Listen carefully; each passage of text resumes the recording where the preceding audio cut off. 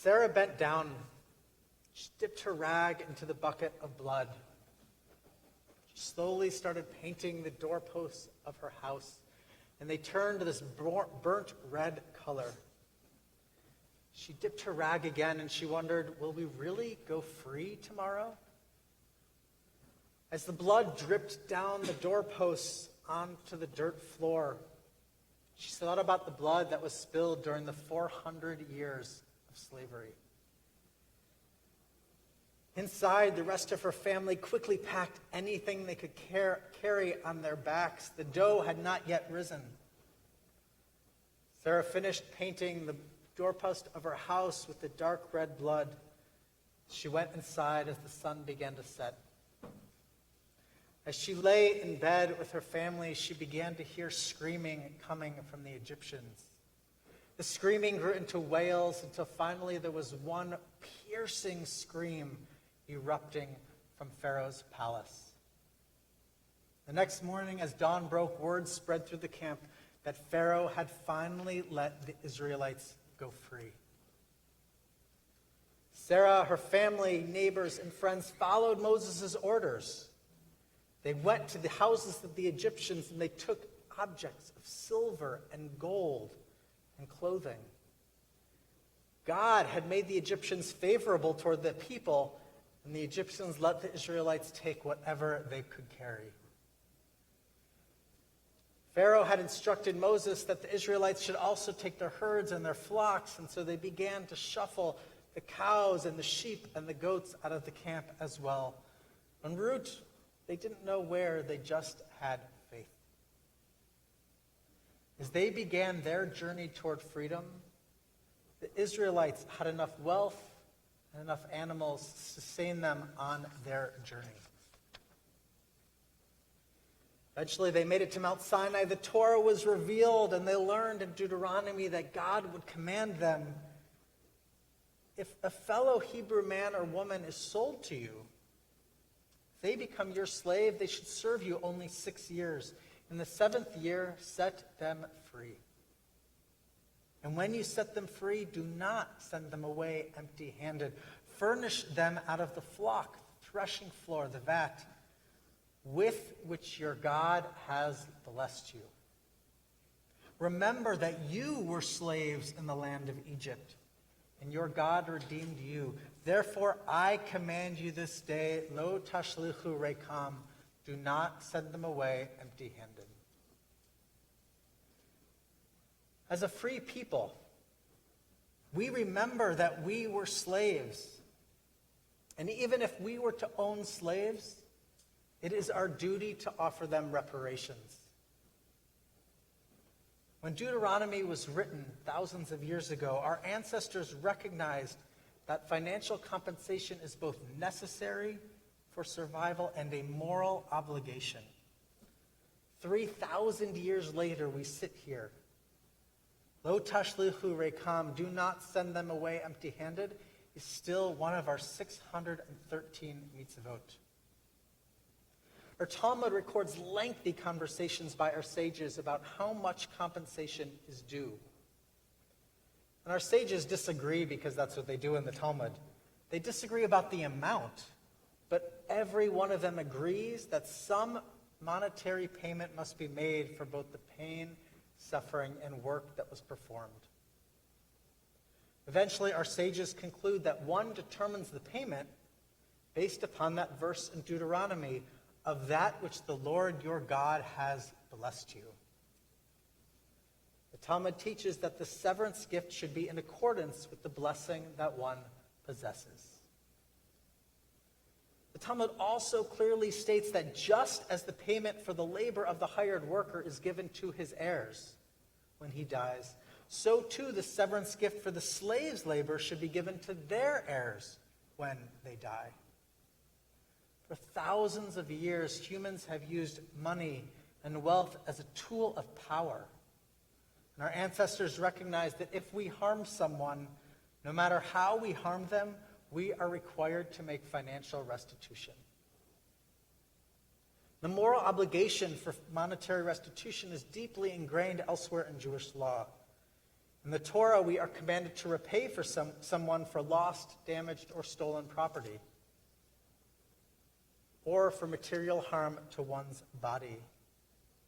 Our sages interpreted an eye for an eye, a tooth for a tooth, not that we would continue to harm everybody in succession, but that we would pay others for the value of those lost limbs. Today on Yom Kippur, we include in our liturgy an ancient teaching from our Mishnah that Yom Kippur does not atone for the sins between two people until they have made peace between them. Apologizing is certainly an important part of atonement, but to make peace, shalom, to make someone whole, requires restitution for damages in accordance with the blessings that we have received from God. When we learn that someone has been harmed accidentally or intentionally, whether through subjugation, oppression, or marginalization, Jewish law now stipulates a path toward compensation. It was after the Holocaust that Jews used this principle to obtain reparations from the German government through the Holocaust Claims Commission, thereby asserting that if an entire nation has caused harm, the entire nation is now responsible. On September 20th, 1945, 3 months after the end of World War II, Chaim Weizmann, on behalf of the Jewish Agency, submitted to the governments of the U.S., the Soviet Union, the United Kingdom, and France a memorandum demanding reparations, restitution, and indemnification due to the Jewish people from Germany for its involvement in the Holocaust. The negotiations would last for 7 years, and in 1953, the first payments started flowing. Initially, these payments went in the form of oil from the United Kingdom, and much of it from free raw materials from Germany itself. These concessions were necessary to help form the young Jewish state and to settle the thousands of refugees who made it to Israel after the Holocaust when no other country would take them. Crucially, an additional $100 million was designated as direct reparations for Holocaust survivors. Over the years, in 1988 and in 2018, more money has been allocated. Germany eventually, now as a modern country, has pledged additional reparations to help with more frequent and better quality home care, food support, transportation, and medical services. While my grandmother, who escaped Berlin at the age of 12, was too young to have received these reparations, her family, my great aunts and uncles who settled in New York City of blessed memory, received these lifelines from the German government. Without these payments, they would never been able to live, and they lived very meagerly. They would have been poor. Yet reparations are not only for the time robbed from so many survivors. Lawsuits and negotiations for the Holocaust have continued. Finally, in 1999, only 23 years ago, the German government and German industry agreed to compensate Jews and non-Jews specifically for slave and forced labor. The German government created a foundation that they called Remembrance, Responsibility, and the Future, with assets of approximately $5 billion. Slave and forced laborers still alive at the time could apply for lump sum payments. And in all, over 140,000 Jewish survivors from more than 25 countries received these direct payments. Today, the Conference on Jewish Material Claims Against Germany, which is an organization representing over 23 Jewish organizations, is now responsible for negotiating, receiving, and distributing money directly to individuals. They calculate that since 1952, the German government has paid over $90 billion in indemnification to individuals for suffering and losses resulting to the persecution of the Nazis. And as of July 2019, more than 521,000 Jewish victims of Nazi persecution has received a one-time payment. We know that number. We know how many have received these reparations because in 2018, Congress nearly unanimously, think about what was happening in our country in 2018, Congress almost nearly unanimously passed the Justice for Uncompensated Survivors Today Act. This law requires that the State Department should report to Congress on steps that 47 countries in Europe have taken to compensate Holocaust survivors and their heirs. As former Secretary of State Mike Pompeo wrote in a letter to Congress then, as World War II ended in Europe, the United States led the effort to seek a measure of justice in the form of restitution and compensation for individuals whose assets were stolen during the Holocaust.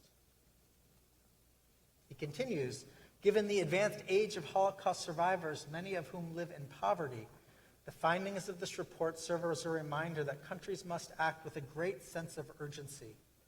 All victims of the Nazi regime, he wrote, should be able to live out their remaining days in dignity. Lo tashlichu rekam, we should not send people away empty-handed. We were slaves in the land of Egypt. We were victims of Nazi persecution. We remember what it was like to be exploited. And we know that we're entitled to receive and also commanded to give reparations, even when our ancestors might not be directly responsible.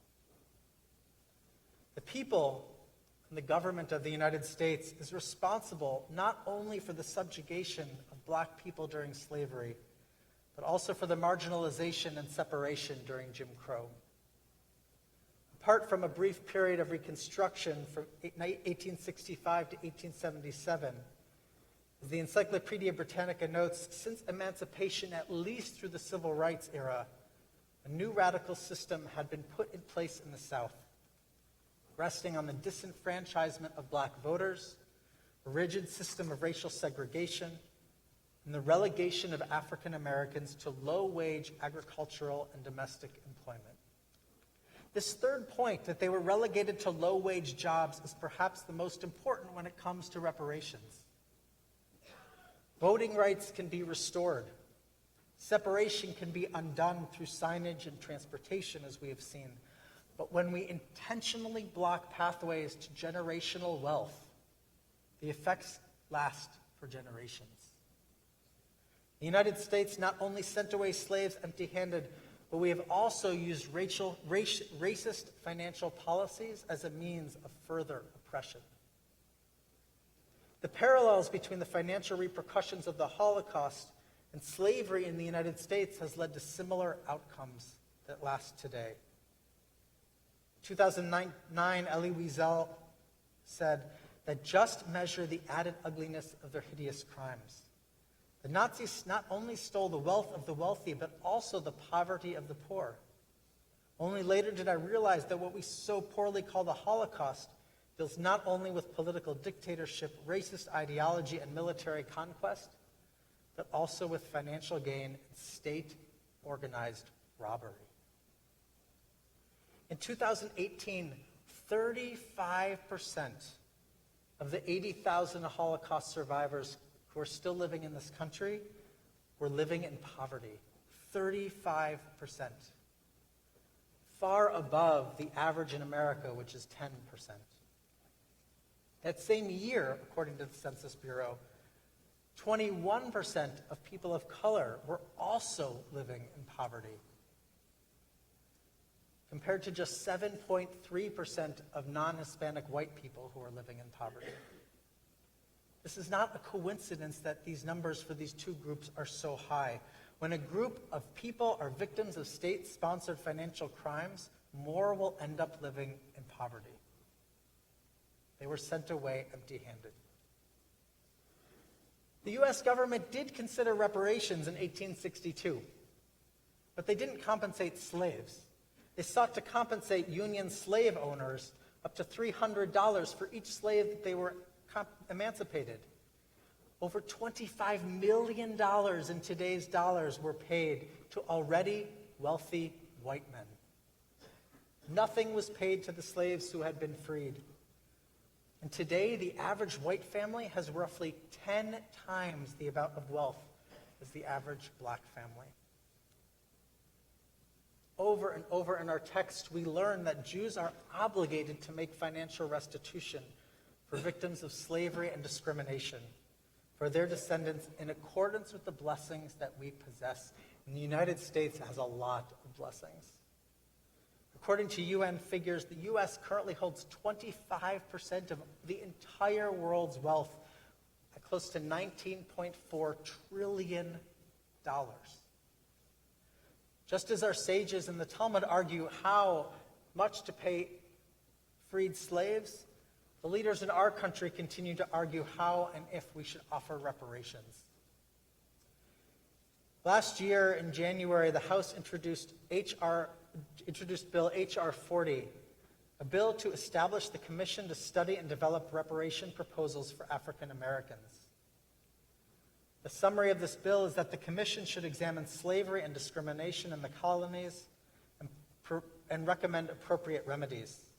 The Commission shall identify three things: the role of the federal government and state governments, the forms of discrimination in the public and private sectors, and lingering negative effects on slavery on living African Americans in society today. And unfortunately, this bill did not pass and does not stand a good chance of passing anytime soon.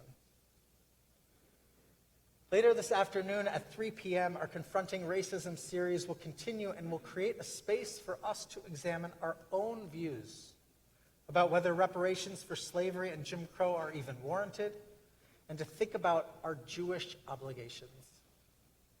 The in-person sessions will take place in the lounge, and again, if you want to join on Zoom, please make sure that you have registered for the link. Lo tashlichu rekam. Do not send them away empty-handed, God commands us. 3,000 years ago, Sarah went around and took all that she could carry for her family so that they would not live in poverty. She and our ancestors understood that a strong society provides economic compensation when one has been wronged. Today, we bear that responsibility. We atone for our transgressions, and we know that Yom Kippur will not make us, our community, and our country whole until we have made everyone whole. May we find the courage and resolve to truly make peace among people and to make our country an equitable home for all her inhabitants. Mar Chatima Tova, may we be written for blessing in the book of life.